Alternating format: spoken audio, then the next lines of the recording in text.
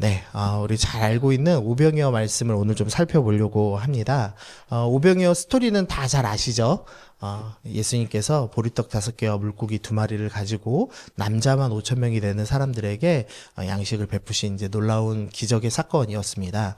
근데 이 사건이 매우 중요한 사건입니다. 왜냐하면 저희가 사복음서가 있죠. 근데 마태, 마가, 누가는 공간 복음이라고 해서 같은 것을 보고 기록한 말씀입니다. 그런데 네 번째 요한복음은 사도 요한 선생님이 이제 가능하면 이 세 복음서에 없는 핵심적인 내용들을 좀 다루셨는데요. 근데 요한 선생님이 볼 때도 이 세 복음서에 나와 있지만 이거는 꼭 나도 좀 적어야 되겠다라고 결심하셔서 적은 스토리들이 있습니다. 그래서 사복음서에 모두 기록된 내용이 이제 요 부분입니다. 먼저는 세례 요한이 체포된 스토리입니다. 제가 지난번 설교하면서 이 세례 요한이 얼마나 중요한 사람인가에 대해서 우리가 살펴봤죠. 그리고 나서 예수님의 수많은 기적 중에 딱 하나가 이제 사복음서 모두 기록되는데 그게 오병이어입니다. 그러니까 오병이어가 단순히 떡을 많은 사람이 먹었습니다 정도의 스토리가 아니라 우리가 생각하는 것보다 훨씬 더 깊은 의미가 있다라는 것을 보여주고 있죠. 그리고 나서 예수님께서 예루살렘에 입성하시고 이제 십자가에 달리시는 스토리들만 이제 사복음서에 다 기록되어 있습니다. 그러니까 예수님의 모든 사역을 다 요약할 때 한 가지만 남겨라. 그럼 뭘 남길 수 있느냐? 오병이어를 남겨야 되겠다. 이렇게 사도 요한 선생님이 결정을 하고 모든 공간복음의 저자들이 동의를 한 내용인 겁니다. 그러면 이제 오병이어가 왜 중요한지에 대해서 이제 살펴보려고 하는데요. 오늘은 조금 이제 평이한 내용들을 좀 다루고 제가 다음에 이제 설교할 때는 좀 깊이 있는 부분으로 같이 좀 다뤄보려고 합니다. 먼저는 이제 헤롯의 잔치와 예수님 잔치를 비교하는 본문으로서 오병이어를 좀 살펴볼 수가 있습니다. 이 마테마가 누가에 보면은 전부 오병이어 앞에 뭐가 나오냐면 세례 요한의 죽음 스토리가 나옵니다. 헤롯이 생일날에 잔치를 열고 이 세례 요한을 죽이는 스토리가 나오죠. 간단히 이제 스토리 보시면 이제 마가복음 6장 좀 읽어보겠습니다. 마침 기회가 좋은 날이 왔으니 곧 헤롯이 자기 생일에 대신들과 천부장들과 갈릴리의 귀인들로 더불어 잔치할세 하면서 헤롯 안티파스라고 역사적으로는 부르는 이 헤롯 왕이 자기 생일 날이 되었습니다. 그래서 이제 귀인들을 다 불러 모으죠. 근데 그때 이제 헤로디아의 딸 자기가 이제 재혼한 그 동생의 부인이었던 이 헤로디아의 딸이 이제 춤을 춥니다. 그리고 그 춤의 대가로 나라의 절반이라도 주겠다. 이제 이렇게 이야기를 하죠. 그랬더니 이제 그 헤로디아의 딸이 뭘 구하냐면 세례 요한의 머리를 이제 쟁반에 얹어서 달라고 구하는 스토리가 나오고 있습니다. 그리고 나서 이제 오병이어의 스토리가 나오는 거죠. 그래서 헤롯의 잔치와 예수님의 잔치가 이제 은근히 비교되는 스토리로 우리가 좀 살펴볼 수 있습니다. 먼저 장소를 살펴보면은요, 이 헤롯의 잔치는 궁궐에서 일어났죠. 화려한 궁궐에서 일어난 잔치입니다. 그런데 예수님의 이 오병이어 잔치는 어디서 일어났냐면은요, 우리 마가복음 6장 35절 한번 읽어보겠습니다. 시작. 때가 저물어 가매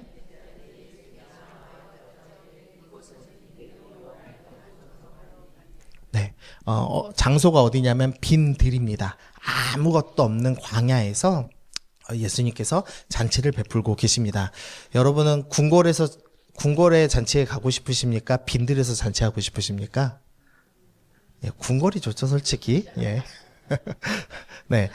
두 번째로 참석자들이 나오는데요. 보니까 대신들과 천부장과 갈릴리의 귀인들, 그러니까 온갖 화려한 사람이 다 왔습니다. 이제 우리로 따지면 장관들 오고, 뭐 도지사들 오고, 뭐 이런 이제 큰 행사가 열린 거죠. 근데 반면에 예수님 잔치는 누가 왔냐면 큰 무리가 왔습니다. 근데 이 무리들이 예수님께서 말씀 전하시는 나는 소문을 듣고 막 지금 여기저기 쫓아다니고 있거든요. 여러분 만약에 옆 동네에 유명한 목사님 왔다. 그리고 하루 왼종일 집회한다. 그럼 가실 수 있습니까? 뭐 한두 시간은 가보실 수도 있는데 하루 왼종일하면 가실 수 있습니까? 그러니까 무슨 소리냐면 이 무리들은 어떤 특징이 있냐? 일이 없는 사람들입니다. 할 일 없는 사람들입니다. 할 일 없는 사람들. 쉽게 말하면. 그러니까, 앞에 있는 대신들과 천부장과 귀인은 전부 다 중요한 역할을 하는 사람인데, 이 사람들은 자격이 없는 사람들입니다. 자격도 없고 가진 것도 없고 할 일도 없는 그런 사람들이 지금 예수님 잔치에 초청됐다라는 것을 볼 수가 있죠. 세 번째로 이 잔치의 내용입니다. 이 헤로디아의 딸이 춤을 춥니다. 지난번에도 말씀드렸지만 아마도 매우 이렇게 야한 춤이었을 겁니다. 그러니까 걸그룹 댄스가 막 일어나고 그다음 뒤에는 막 화려한 밴드들이 막 음악을 하는 아주 이제 화려한 이제 잔치였을 겁니다. 그런데 예수님의 잔치는 뭐가 있느냐? 예수님께서 하나님 나라의 일을 이야기하십니다. 그 예전에는 마이크가 없었죠. 마이크가 없으니까 예수님 혼자서 산에서 산 이제 중턱에 살짝 올라서 말씀을 전하시면 한 명이라도 떠들면 들릴까요? 안 들릴까요? 안 들립니다. 그러니까 그 빈들에 아무 소리도 들리지 아니하고 그 예수님의 조곤조곤 그 말씀하시는 설교 말씀만 들리는 겁니다.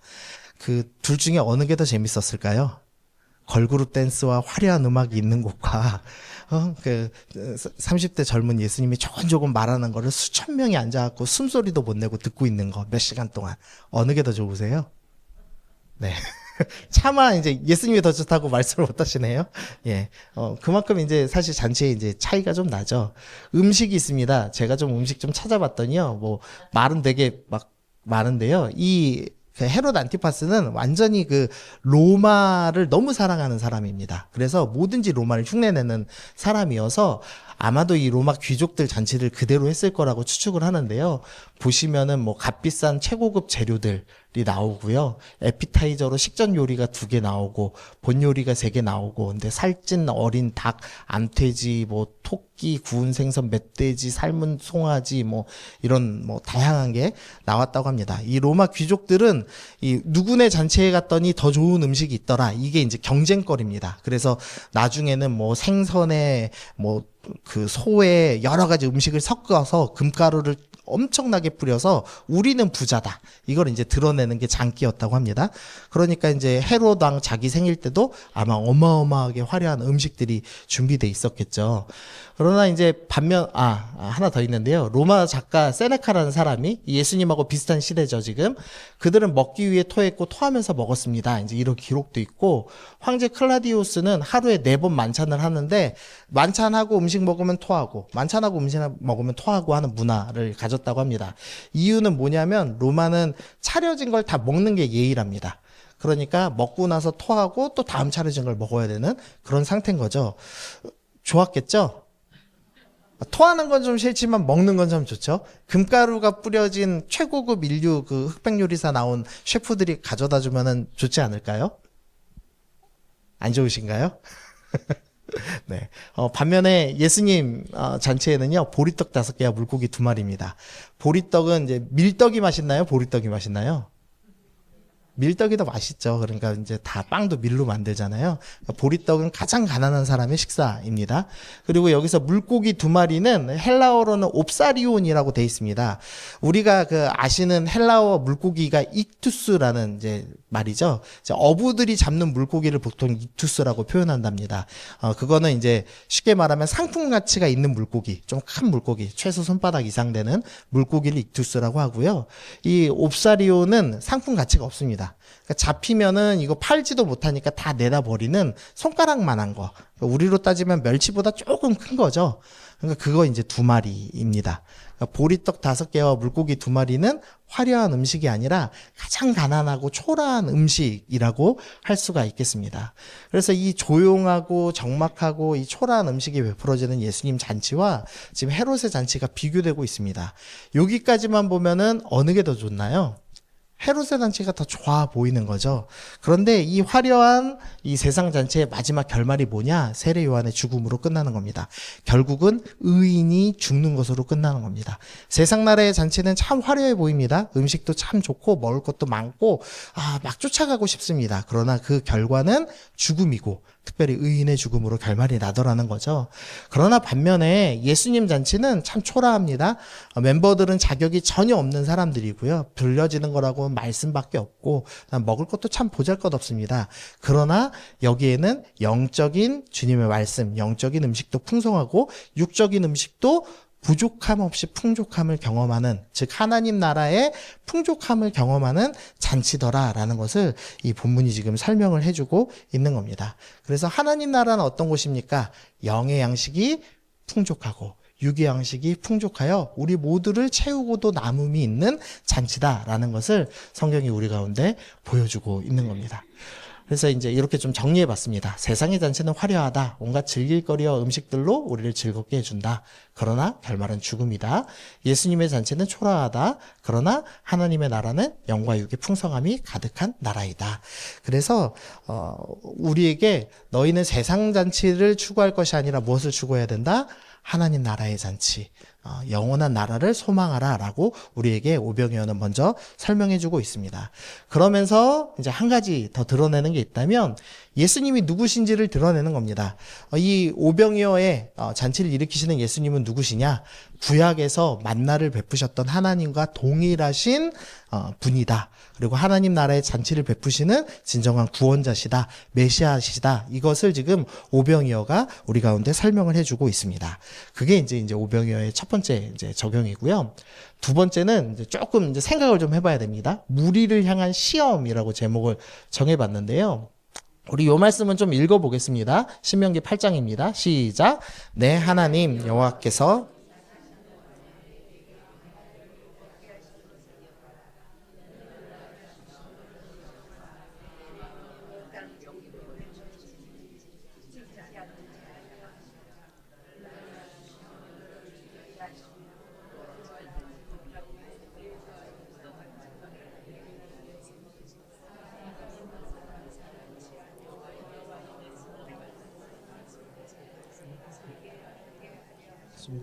이 40년 동안에 내 의복이 헤어지지 아니하였고 내 발이 부르트지 아니하였느니라.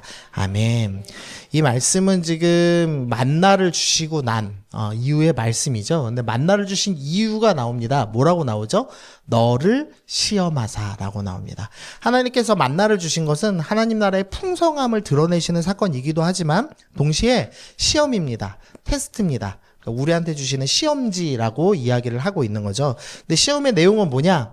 사람이 떡으로만 사는 것이 아니다라는 것을 알려주시려고 하는 거다라고 이야기하는 거죠.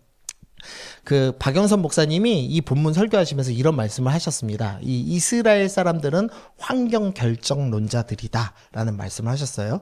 무슨 소리냐면 사람들 중에 이런 사람이 있습니다. 내가 뭐가 없어서 이걸 못했다. 환경이 안 돼서 내가 뭘 못했다. 내가 원래 똑똑한데 부모님이 공부만 좀 시켜줬어도 내가 잘했을 텐데 근데 너는 내가 다 해줬는데 왜 못하냐 이렇게 맨날 얘기하셨죠. 이제 그런 게 이제 다 환경론자들 얘기거든요.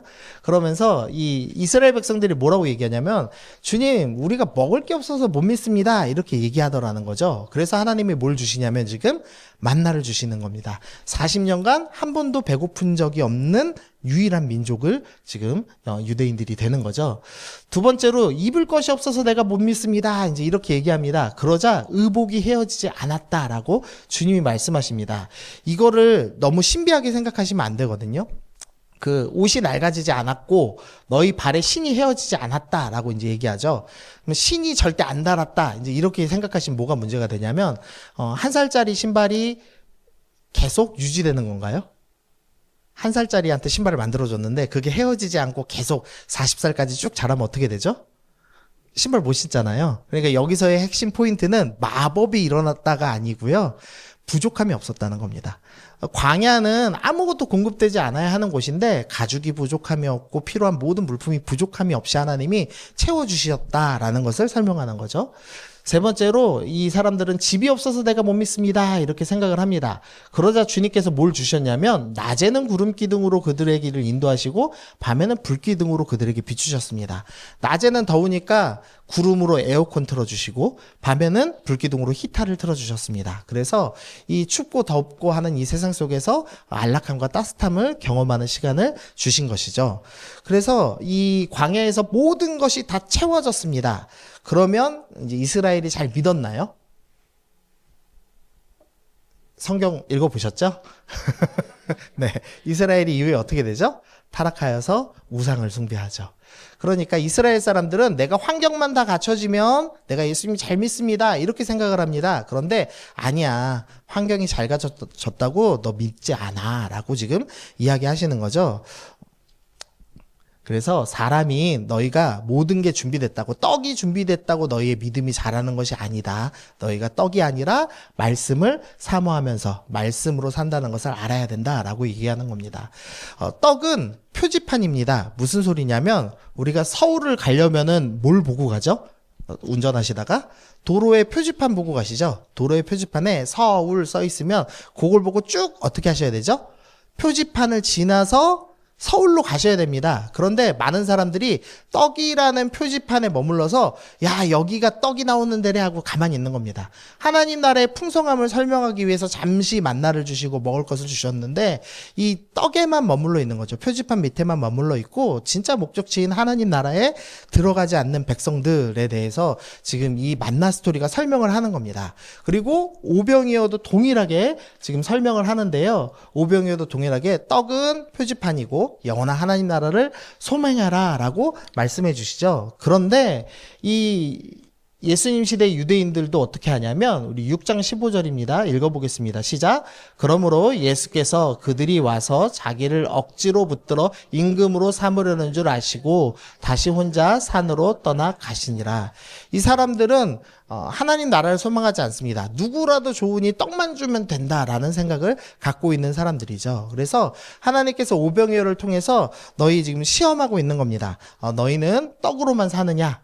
아니면 떡을 넘어서 진정한 생명의 떡이신 예수님을 바라고 사느냐, 너 스스로 시험해봐라 라는 테스트였던 겁니다. 여러분은 뭘 구하려고 지금 오늘 오셨습니까? 혹시 떡 구하려고 오셨습니까? 떡이나 먹을 것이나 건강이나 하나님 나라에 다 있는 것들, 구하지 않아도 있을 것들을 지금 구하려고 여기 오신 겁니까? 아니면은 이 떡은 하나님 나라 보여주시는 것이니 나는 영원한 나라 오늘 소망해서 나왔습니다 라고 지금 고백을 하고 계십니까? 어떤 사람인지 스스로 좀 생각해 보셔야 되겠죠? 그래서 아멘, 감사합니다. 그래서 우리의 욕심을 내려놓고 하나님 나라를 소망하는 사람이 되어야 한다라는 것입니다. 자, 세 번째는 제자들을 향한 시험입니다. 요한복음 6장에 보니까요, 예수께서 눈을 들어 큰 무리가 자기에게로 오는 것을 보시고 빌립에게 이르시되 우리가 어디서 떡을 사서 이 사람을 먹이겠느냐 하시니 이렇게 말씀하심은 친히 어떻게 하실지를 아시고 빌립을 시험하고자 하심이라. 그래서 우리의 생각과는 달리 오병이어는 무리들을 향한 시험이기도 하고 동시에 제자들을 향한 시험이기도 합니다. 그럼 이제 어떤 시험이냐? 이 앞에 스토리가 나오는데요. 마가복음 6장에 보니까 12제자를 부르사 둘씩 보내시며, 지금 12제자들을 둘씩 짝지어서 전도여행 보내시는 스토리가 쭉 나옵니다. 그리고 나서 이제 전도여행을 다 하고 30절에 돌아왔습니다. 그래서 이제 예수님께 보고를 해야죠. 그래서 전도여행 때 갔더니 우리가 말하니까 귀신이 내어 쫓기더이다, 뭐 놀라운 병이 고쳐지더이다, 막 이렇게 이제 이야기를 해야 되죠. 그런데 이제 전도여행 갔다 오고 났으니 뭐 육신이 어땠을까요? 엄청 피곤하죠. 제자들이 지친 겁니다. 그래서 예수님께서 한적한 곳에 가서 잠깐 쉬게 하려고 지금 이 제자들을 이동시켜 주신 겁니다. 왜냐면은 제자들을 쫓아서 오는 사람이 너무 많아서 밥도 먹을 수 없는 처지였습니다. 그러니까 육신이 완전히 지치고 너무 바쁜 상태였습니다. 그런 상태에서 지금 사람들이 여전히 또 쉬는 장소까지, 휴가 장소까지 몰려온 겁니다. 여러분들이 목사님 말씀 너무 좋다고 목사님 여름 휴가 때 같이 쫓아가시면 어떻죠? 여러분은 은혜로울지 모르지만 사모님 표정은 벌써 근심이 가득해질 겁니다. 너무 피곤하잖아요. 그런데 이제 이렇게까지 쫓아오는 무리들, 그들을 향해서 이제 어떻게 해야 되느냐에 대한 질문을 하시는 거죠. 여러분들 가운데 하나님께서 예수님을 믿기 시작하면 사명을 주십니다. 사람을 붙여주시죠. 근데 그 사람들은 하나같이 아기와 같습니다. 영적인 아기죠. 제가 애 기르면서 제일 무서웠던 게 뭐냐면 애가 배고파질 때입니다. 애가 배고파지면은 어떻게 하는지 아시죠? 기어가지고 막 엄마를 막 밀쳐요. 밀치고 옷을 막 잡아 뜯어요. 그래갖고 뭐 하려고? 젖 먹으려고. 예. 그 조그만 놈이 살겠다고 부모가 어떤 상태인지 조금 더 고려하지 않습니다. 엄마가 열이 40도인지, 엄마가 바쁜지, 엄마가 화장실에서 똥을 싸든지 상관없습니다. 배고프면 어떻게 하죠? 잡아 뜯고 먹어야 됩니다. 근데 우리에게 지금 다가오는 이 어린 무리들, 새가족들, 뭐 우리에게 찾아오는, 우리에게 붙여주시는 이웃들, 가족들이 어떤 상태냐? 이런 무리들과 같은 상태더라는 거죠. 그럼 이런 무리들을 어떻게 대해야 하나요? 그거에 대해서 지금 예수님께서 본을 보여주시는데 어떻게 여겨야 되느냐? 불쌍히 여겨야 한다라고 말씀을 해주고 계시는 겁니다. 우리가 사람들을 대할 때, 영혼들을 대할 때 불쌍히 여기셔야 됩니다. 그들은 목자 없는 양이어서 그렇기 때문이죠. 두 번째입니다. 문제는 불쌍히 여기는 것까지는 좋습니다. 근데 문제가 있죠. 줄 게 없는 겁니다. 예수님께서 우리가 어디서 떡을 사서 이 사람에게 먹이겠느냐라고 이야기하시자 제자들이 이제 어떻게 하냐? 계산하기 시작합니다. 빌립이 대답하되 각 사람으로 조금씩 받게 할지라도 200데나리온의 떡이 부족하리이다. 조금씩 줘도 200데나리온이 필요합니다. 이 200데나리온은 1데나리온이 하루 품삯입니다. 지금으로 따지면 한 15만 원, 20만 원 하는 거죠. 200데나리온이니까 한 4천만 원 정도. 그러니까 아무리 한 입 두 입 먹여도 4천만 원이 필요합니다, 주님. 그래서 계산해 보니까 절대 먹일 수 없습니다. 우리는 못합니다라고 이야기하더라는 거죠. 우리가 우리에게 몰려오는 사람들을 내가 어떻게 돕지 하고 내 스스로의 몸을 계산해 보는 겁니다. 내가 가진 재산으로 도울 수 있나? 못하는데. 내가 가진 체력과 에너지로 할 수 있나? 나는 못하는데. 내가 가진 영적인 힘으로 할 수 있나? 나는 못하는데. 자꾸 계산을 하는 거죠. 계산한 다음에 어떻게 하냐? 이제 미루기 시작합니다. 무리를 보내서 딴 데서 먹게 하십시오, 주님. 이렇게 이야기합니다. 겉으로 보면은 계산하고 내가 할 수 없으니 다른 것으로 채우십시오 하고 지혜로운 행동처럼 보입니다. 근데 문제가 하나 있는데요. 지금 여기 장소가 어디냐? 누가복음 10장에서 이 장소가 어디라고 지금 나와 있죠? 벳세다라는 고을입니다. 그리고 벳세다는 어디냐? 빌립, 지금 대답하고 있는 빌립과 안드레와 베드로가 다 벳세다 출신입니다. 근데 이 동네가 어떤 동네냐면 한 3,000명 정도 사는 매우 작은 마을입니다.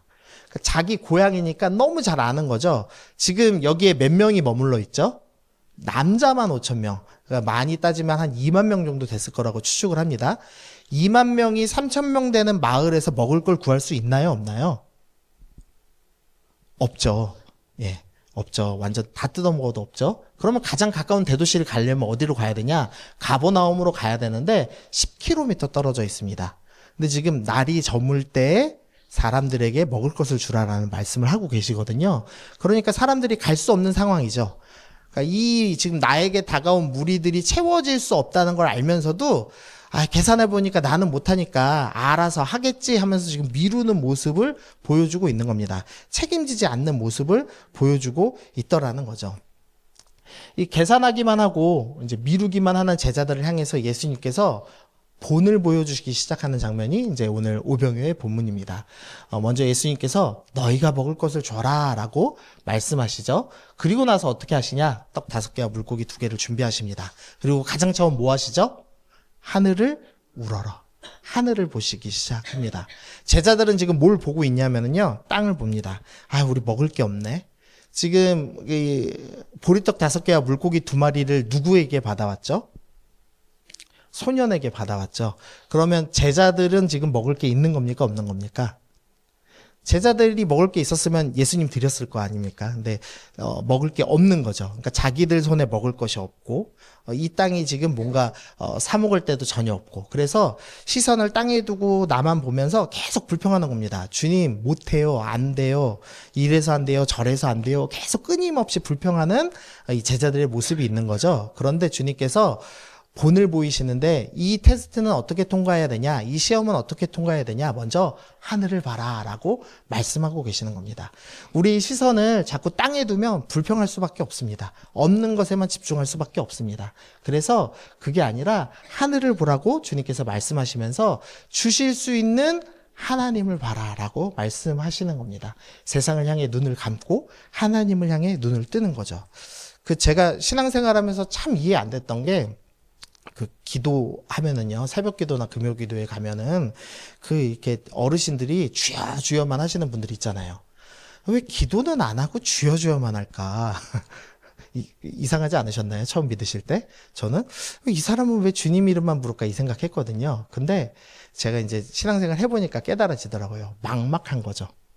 뭐 며칠 말도 없는 겁니다. 이제 뭐 맨날 달라고 해봐야 반복되는 말이니까. 그러니까 이제 할 수 없어서 주님께 그냥 외치는 거죠. 주여, 주여, 불쌍히 여겨주옵소서 계속 반복하는 거죠. 이게 이제 하나님을 향해 눈을 두는 연습을 시작하는 겁니다. 그 다음에 이제 주님이 뭐 하시냐? 축사하십니다.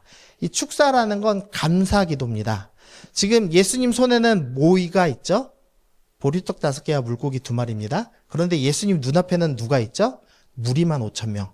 그리고 완전히 지쳐서 제자 훈련하고 그 전도여행하고 지쳐서 아무것도 할 수 없는 상태에 이제는 불평만 하고 있는 말씀으로 귀신을 내어 쫓고 병자를 고쳤던 제자들은 온데간데 없고 온전히 불평만 하는 이 무리들이 가득 있는 겁니다.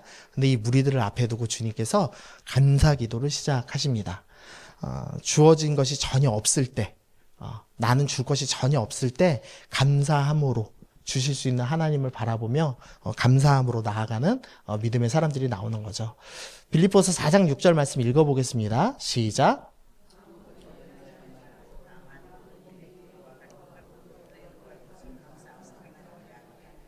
네, 감사는 받은 뒤에 하나요? 받기 전에 하나요? 받기 전에 하는 겁니다.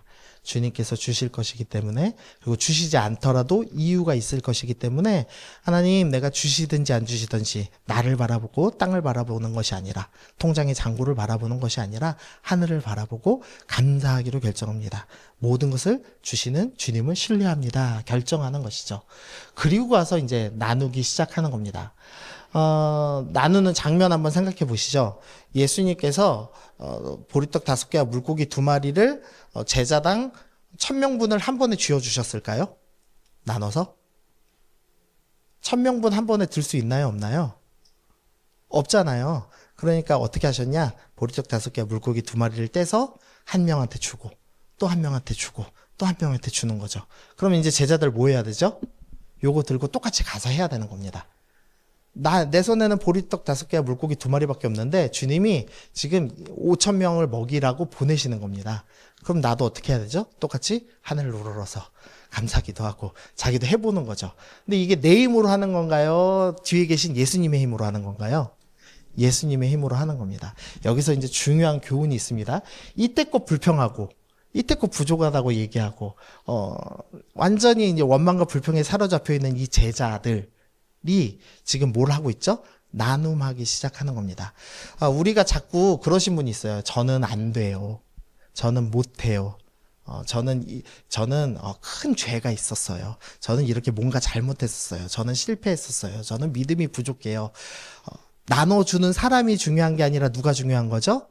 나눔을 주게 하시는 하나님, 예수님이 더 중요한 겁니다. 예수님이 명령하시면 내 힘으로 하는 게 아니라 주님의 힘으로 하는 겁니다. 그러므로 나는 어떻게 하면 되죠? 순종만 하면 됩니다. 어차피 내 힘으로 하는 게 아니기 때문에. 그래서 우리는 주님 말씀하시면 기쁨으로 가서 나는 능력이 없지만 주님이 능력 많으시니 나누기 시작하는 거죠. 이 나눔의 무리들은 너무나 나한테 불편을 주는 사람들, 내가 나를 힘들게 하는 사람들일지도 모르지만 주님께서 기쁨으로 나누라고 하실 때 순종하고 하늘을 바라보고 감사하며 나누기 시작할 때 놀라운 은혜가 있더라라고 오늘 본문이 말씀해 주는 겁니다. 그래서 마지막 장면입니다. 이렇게 정리를 해봤습니다. 세상 나라의 잔치와 다른 영원한 생명이 베풀어지는 하나님 나라의 잔치를 소망하라. 그리고 주어진 떡만 보고 욕심 부리지 않고 계산하고 미루지 않고 하늘을 바라보고 감사하며 나누는 제자의 삶을 살자. 이렇게 적용을 해보았습니다. 오병이어의 좀 은혜가 좀 느껴지시나요? 혹시 지금 이렇게 떡이 많으신 분 계시나요? 대부분 없으시죠? 뭐 간혹 있으신 분도 계시겠지만 늘 부족하잖아요. 사람이 죽기 전에 최고의 부자도 늘 부족하다고 얘기하죠. 이 땅의 것으로 나를 채울 수 없습니다. 오직 하나님의 말씀으로만 나를 채울 수 있죠. 그래서 그걸 좀 기억하시면서 하나님, 내가 이 땅에 떡을 욕심 부리는 것이 아니라 하나님 나라를 소망하겠습니다. 결단하시면 좋겠고요. 두 번째로는 우리가 이제는 내가 예수님이 행하셨듯이 불평과 원망으로 땅을 바라보는 것이 아니라 하늘을 바라보고 감사하기도 하고 기쁨으로 순종하는 제자의 삶을 살고 싶습니다. 우리 그렇게 결단하시면 좋겠습니다.